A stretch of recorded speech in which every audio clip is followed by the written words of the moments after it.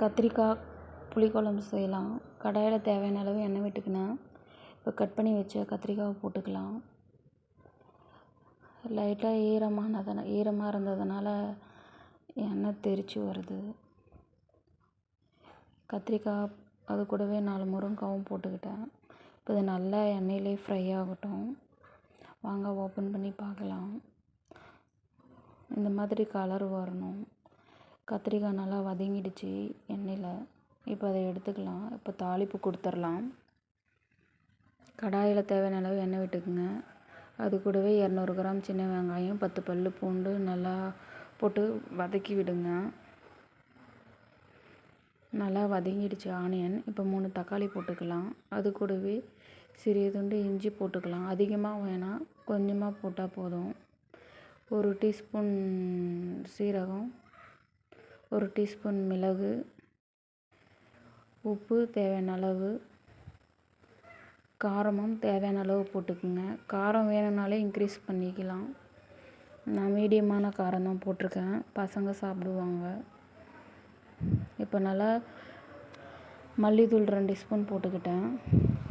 இப்போ நல்லா இதை மிக்ஸ் பண்ணி விடுங்க. அந்த ஆனியன் தக்காளியோட அந்த மசாலா நல்லா மிக்ஸ் ஆகி வதங்கினா அது ஒரு டேஸ்ட்டாக இருக்கும், வாசனையும் நல்லாயிருக்கும். லைட்டாக மஞ்சள் போட்டுக்குங்க. இப்போ நல்லா மிக்ஸ் பண்ணி விடுங்க. நல்லா வதங்கி வரட்டும். வதங்கி வந்துடுச்சு. இப்போ இதில் 3 டேபிள் ஸ்பூன் தேங்காய் போட்டுக்குங்க. அதிகமாக வேணாம். இப்போ இது நல்லா மிக்ஸ் பண்ணி விட்டுட்டு ஆற வச்சு அரைச்சி எடுத்துக்கலாம். ஜாரில் போட்டுக்கிட்டேன், அரைச்சிக்கலாம் வாங்க. நைஸாக அரைச்சி எடுத்துக்குங்க. நான் அரைச்சி எடுத்துக்கிட்டேன். இந்த மாதிரி அரைச்சி எடுத்துக்குங்க. தாளிப்பு கொடுத்துடலாம். கடாயில் தேவையான அளவு எண்ணெய் விட்டுக்குங்க. எண்ணெய் காஞ்சிடுச்சு. கடுகு போட்டுக்கலாம்.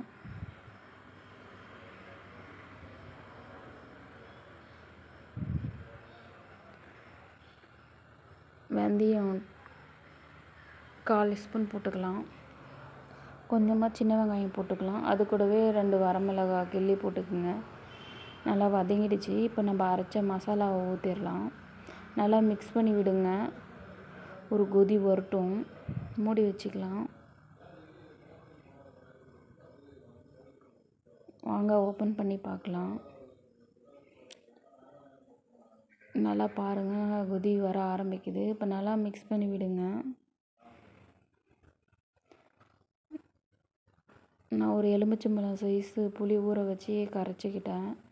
அதை ஊற்றிக்கலாம். இப்போ முன்னாடியே ஊற்றக்கூடாது, ஒரு கொதி வந்த பின்னாடியே ஊற்றிக்கணும் புளி. இப்போ நல்லா மிக்ஸ் பண்ணி விடுங்க. மிக்ஸ் பண்ணி விட்டு மூடி வைங்க. மீடியமில் வச்சுருங்க. வாங்க ஓப்பன் பண்ணி பார்க்கலாம். உப்பு மட்டும் கம்மியாக இருந்துச்சு, உப்பு மட்டும் போட்டுக்கிட்டேன். லைட்டாக பெருங்காயம் போட்டுக்கிட்டேன்.